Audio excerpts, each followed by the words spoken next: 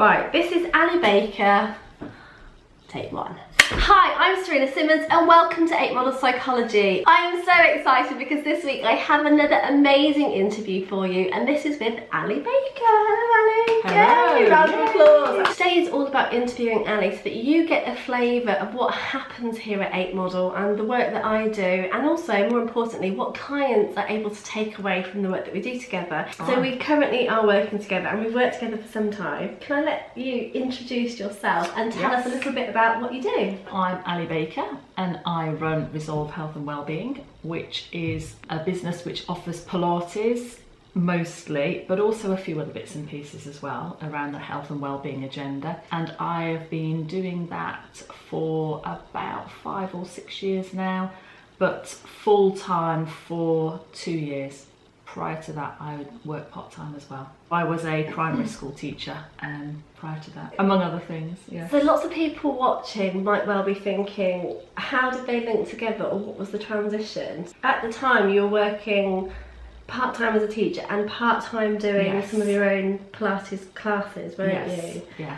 So how did that work in the early days? So it's quite hard work in the early days because setting up a business is hard work and primary teaching is also hard work, and I have a family as well. It was a lot of time and a lot of effort to try and get the business established, and Pilates where I live is not that well known, so there was a lot of effort there to try and spread the Pilates word and get people to understand. So that's North Nottinghamshire, sort of Sutton, Nashfield, Mansfield area. Then it all calms down a little bit because the business is up and running and I'm running classes and I'm also teaching a couple of days a week in school. And then demand got more and more and more, so I was running more and more and more classes. And that was hard work again. Yeah. Because, you know, I'd do a day in school and then go straight from school to run my evening classes, get up at the crack of dawn the following morning to go back into school again for the day,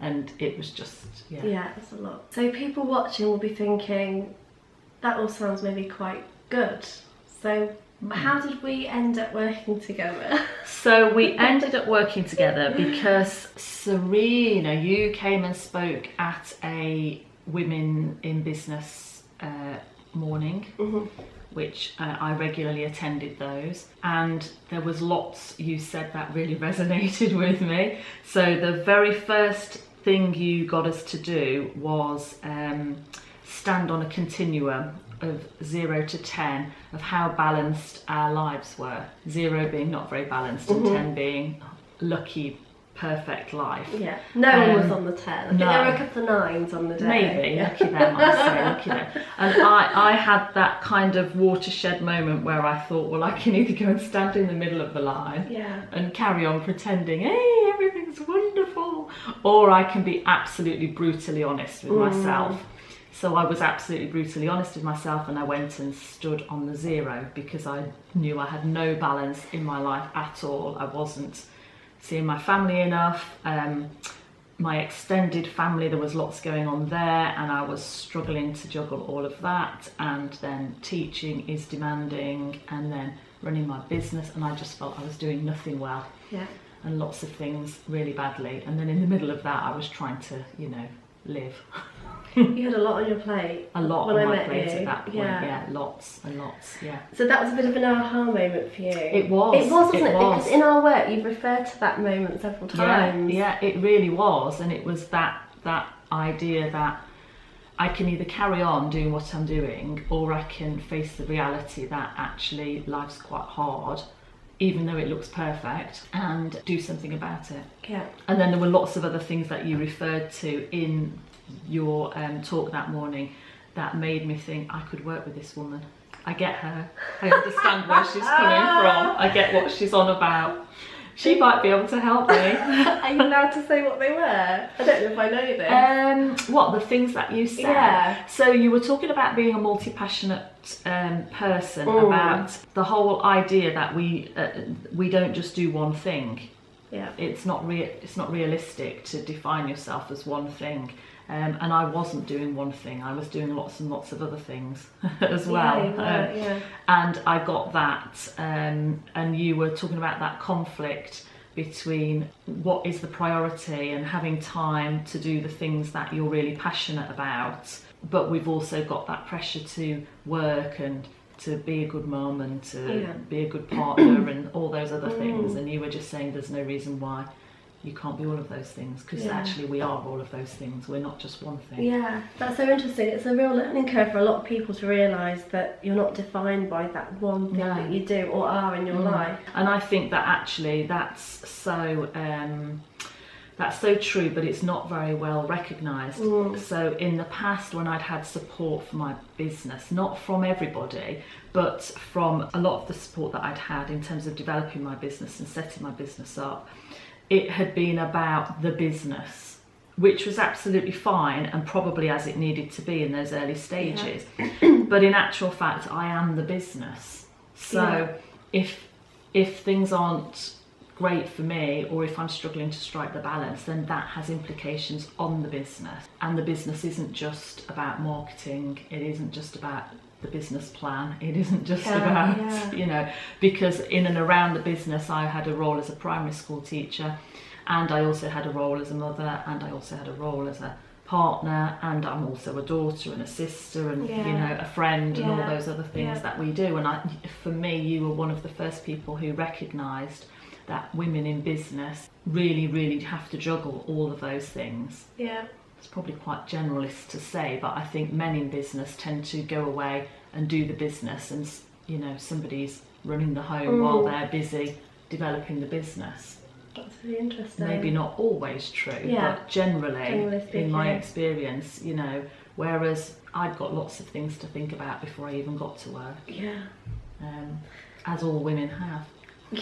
There'll be lots of people watching this thinking, that's me. Basically, I'm juggling all of those things. I think one of the things I also want to focus on, because I think a lot of people that I interact with through the work that I do are very often unhappy in their current situation, typically a job. And they do want to transition.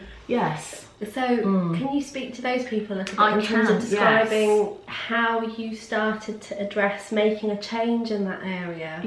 So my role as a primary school teacher, I'd been qualified as a teacher for, I don't know, 20 odd years. I'd left the teaching profession quite a number of years before, because the thing that really interested me was the whole health and wellbeing agenda. So I'd gone into health education, health promotion, and I'd worked in local authority and in public health, NHS, in those roles, and that I was really passionate about that. But then I was made redundant, and then we moved, and getting another job and all the rest of it is, you know, just not that easy at that time.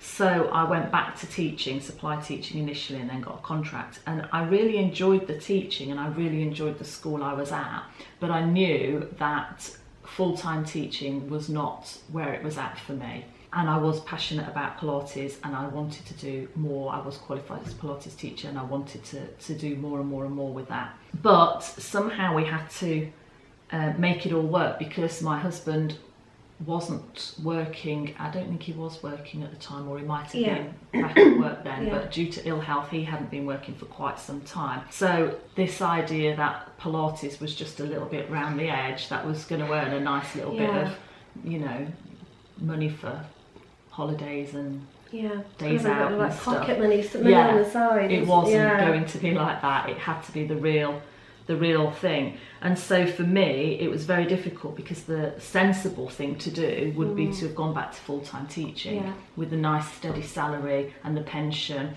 and the holidays and everything else. And I'm a person who likes things organised and planned as well. No, you don't, Ali just a Baker. little bit. That's not like you. Just a little bit. We didn't need to earn just a couple of quid pocket money. This is about living. Your whole family. You've got 2 children. 2 teenage kids. They don't come cheap. No. It was serious stuff, and it was quite daunting. And I don't think I would have ever have done it if I hadn't been ill myself in the end. So it took you being ill. We've looked at this a lot in the work that we've done together. We have. It took you being ill to give you permission to look at things very differently. It did, it did. Otherwise I would have still been cracking the whip you know, martyring myself. But yes, it took me being ill and really not having, I did have a choice in the end, but I didn't feel like I had a choice for quite some time, because I had all these symptoms, and every time I went to school they just got worse. I couldn't function as a teacher. We did a phased return, it wasn't really working. You know, you can't just go and ease yourself back in, sit behind a desk for a couple of hours. It's not really that kind of job. No, it's not really that kind of job. And you know, there's responsibilities to the kids, their parents, the colleagues, everybody like that, and I wasn't getting any better.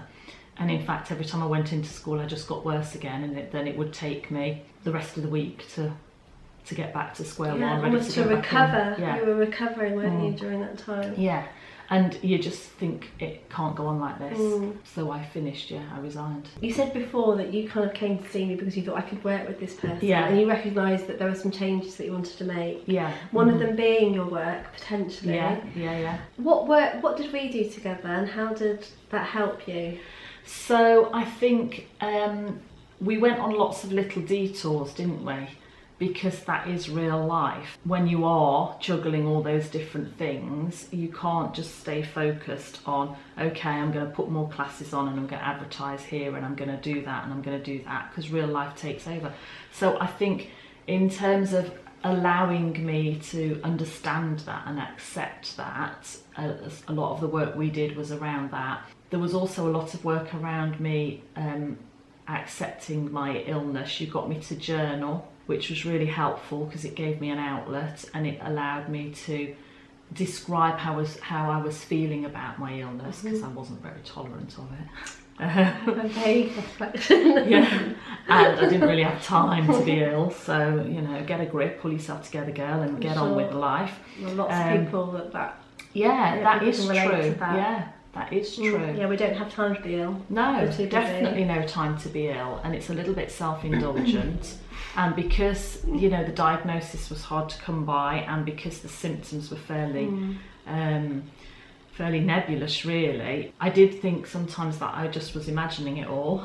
I remember asking the neurologist that, and the neurologist saying you can't make up these things, and being relieved, because I was thinking that maybe I was just being a complete hypochondriac. So I think all the work that we did around recognising that, around taking time off, giving myself permission to rest when I needed to, all that self-care, we did loads and loads and loads of self-care stuff, really, when I look back and think about it.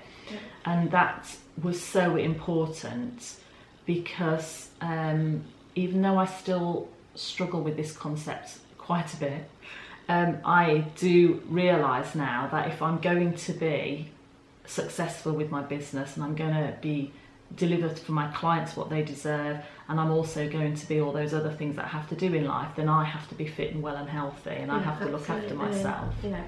And you were always there reminding me of that, which was a good thing.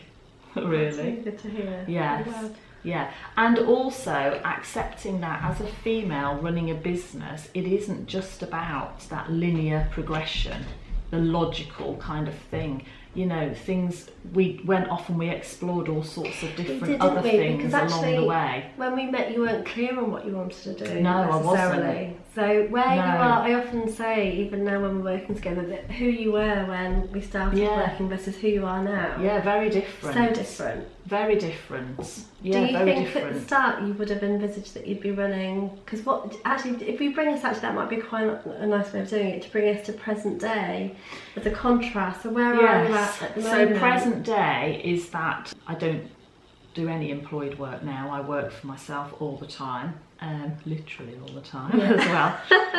Welcome to the world of being a business owner. Yeah, exactly. Yeah, but I love what I do. Yeah, you do. And getting rid of all the other stuff gave me space to focus. So I run 9 classes a week. I see, I don't know, probably half a dozen or so one-to-one people a week. I run workshops, and recently they've started to be about the health and wellbeing agenda as well, not just the Pilates agenda. Yeah, which we looked at. Yeah, which I really love. We're looking at other ways of the business growing and developing. I could really do with taking on another teacher to work with me, because I can't meet demand myself. And you've been really helpful in that respect, because initially my thoughts would have been where there's a demand, then I would fulfill it. Yeah. So if a client wants to see me at 2 o'clock on a Saturday afternoon, then yes, I'll be there. And if that number of clients want a class, then yes, I'll do another class, and you know, on and on and on and on. And you've helped me think that actually I don't have to do it all, and I can say no. Yeah, that magic word. That magic word, no. Do you know what you haven't said in all of this is, I don't think you said just now that all of the classes that you're running, all the work that you're doing is now out of your own studio. Oh yes, yes. just that. Yes, which is something that we also worked on. We did work on that, yes. Yeah. So I think all of those things, really being a sounding board for all of those things. And when you run your own business, there are lots of people who want you to do really well and encourage you and tell you really all the things you want to hear. Yeah. And then there are other people who are, you know, it's doom and gloom, it's going to be awful, and you know, dod-la-dee-da-dee. To have an objective person who is not going, yeah, that's a great idea, but neither are they going, well, if you did that, that would just be disastrous, it would fail. But who send you away to think about the costs and the benefits of certain courses of action. And we did lots of work on that for lots of different aspects of my work, of, you know, what I do now. We did spent a lot of time thinking it through, you know, why did I want to do something, what were the benefits of doing that thing, what were the costs of doing that thing, what was I frightened about. So really the decisions I made were informed decisions, but there was still space for a gut instinct. Like, you know, when I did the course and you said to me, but I knew you were going to do it all along. Yeah. But nonetheless, going away and thinking about it logically was still a valuable and useful thing to do. I'm glad. Do you want to just say what the course was? Yeah, so it was so I did a course to become a Pilates therapist. So the client group I work with tend to be more clients who've got issues like they might have conditions, they might have aches and pains in the body, you know, they might have things going on in their lives, and I came to Pilates through a sort of, you know, broken body approach. A lot of people do, don't they? As a lot of people do, yes, and that's how I like to teach Pilates. So there was a bit lacking in terms of Pilates can do so much, but there were questions I still had. And so I had this opportunity to do a Pilates therapy course, which meant travelling back down to Dorset for 5 weeks of the year. And so there was a big cost in terms of time and finances and all the other and energy, all the other things to go with it. Yeah. In the middle of being ill, because I was still really quite ill at that point. But I did it, and I'm really glad I did it. But she struggled with the decision for a while. I did struggle with the decision for a while, yes. I did, yeah, I did. So it's been the right one for you, hasn't it? It has definitely been the right one for me, yes. And you know, it's given me confidence in my ability to deliver, you know, what I deliver and to build the business and all of that kind of thing.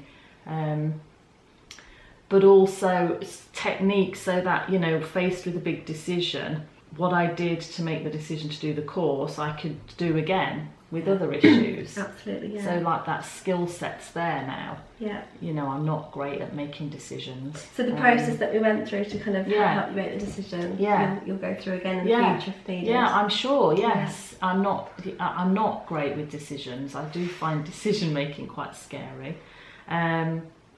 But I've had to make lots of decisions in the last few years. You really have. Yeah. But there's a framework and a structure to them. Would you say that that's come a lot from then, the work that we've done together? Yeah, definitely. Yeah, I haven't dreamed that up. I couldn't do that. That independent but challenging voice of, but why do you want to do that, or why do you think that, or your favourite, what does that really mean? What do I mean when I say I want, you know, security, or when I say I want fulfillment, or when I whatever. What actually does that look like? Yeah. And you go away and think about it. That's all been so valuable. Now I do it myself to a degree. You know, if I take a situation and I know I feel uncomfortable with that situation, then I stop and I think, but why? let's unpick it. So in the APE model, there's a whole pillar which is called goals and definitions, and that's really what you're describing. So looking at what goals you want to achieve, but the definitions leading up to it. So when you say you want to have a happy life, what do you, favourite question, what do you mean? What does that look like for you? So it's very individual to you. So different. So different. And I remember when I first started running my own business, people talking to me about successful businesses, and it was all about money and materialistic things, and I was thinking, but that isn't where it's at for me. No. And I didn't think I could run my own business because all the models of successful business people are about people who've, you know, earned a fortune and are travelling the world, and I don't want to do that. I just want to be little Ali Baker in a corner of North Nottinghamshire doing the best she can, you know, helping my clients kind of thing. I don't want to be global. Your aspirations and what you want your life to look like, which is again what you do at the start when you create your vision, they were very pertinent and important to you. So for you it was all about family. It was doing something that you loved and being happy. Definitely being able to combine those roles and have more time for my children. Because at that point I felt like we were all passing ships, you know, I barely saw any of my family, and I didn't particularly have the time I wanted to spend with them. So protecting that time has been important, and that's part of having a successful business for me, is that I do work some evenings, but I've reduced the number of evenings I work, and I do get home and spend some time with the family.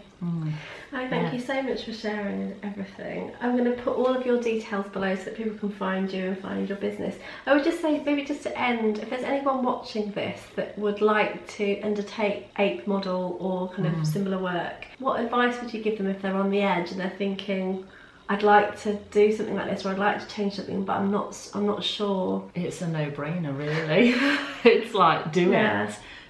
It is hard, and I know it's hard because you do have to kind of lay yourself bare a little bit and be vulnerable and be prepared to be challenged. But we can't do that for ourselves. If we could be our own coach, as it were, then we would be doing it.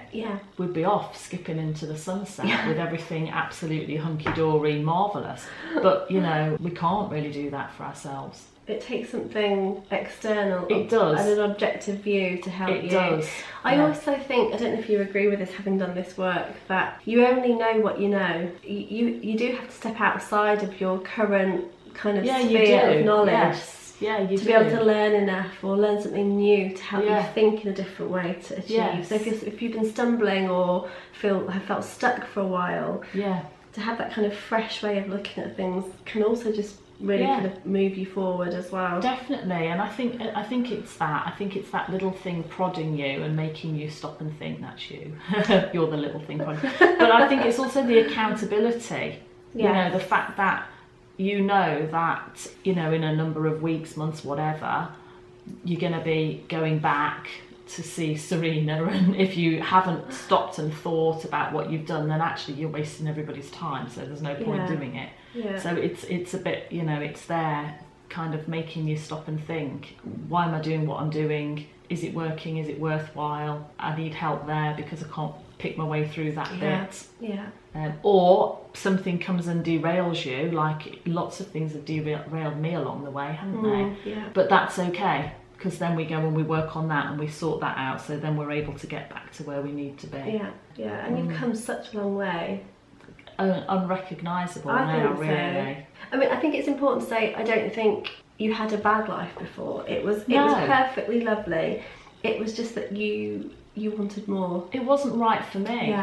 It really wasn't right for me. It just wasn't working, you know, and you helped me realise that the whole driving force for me was my family and friends, and you know, that's a really important aspect of my life, and I wasn't being true to my values. I was doing what I thought was the right thing and what other people might define as success. But you know, the very first page in my scrapbook that you got me to do is the whole reason, the whole point of everything I do is for my family, which sounds really kind of twee and nauseating or whatever. It's not. There'll be lots of people that relate to that. That's just me. And I think helping me to identify those values and to be you know, to be really comfortable with, you know what, that's me, that's who I am. Absolutely. That's what I always say, value. we need to honour you whenever you do work with anyone. And being authentic to yourself, you've always said that, and you know, that's been so powerful for somebody like me who is inclined to do what she thinks is the right thing or what everybody else might be happy with. Really, would you say then that you've also grown in confidence? Definitely, yeah. I'm a lot less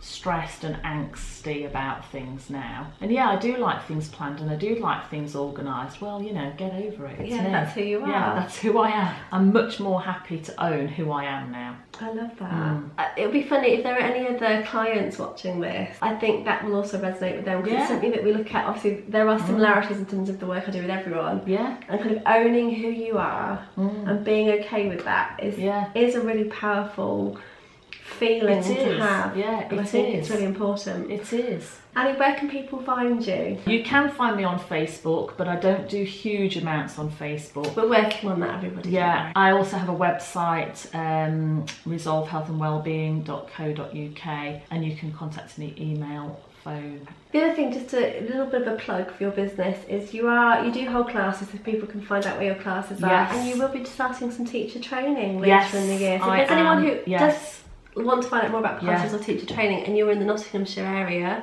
then do go onto the website, which I will put all of those details below, and people can find you there as well. We want more well-qualified, confident Pilates teachers out there, so if that could be you, let me know. Ali, thank you so much. Thank you. I have to give you a hug. Thank you. Really appreciate it. I really appreciate what you've done as well, though. You're so welcome. Mutual appreciation society. Mutual. Thank you so much. And again, if you like what you've seen, please click on the link below to subscribe, and you can get this in your inbox every week. And don't forget to definitely check out Ali's stuff below. Thank you. See you later. Bye. Bye.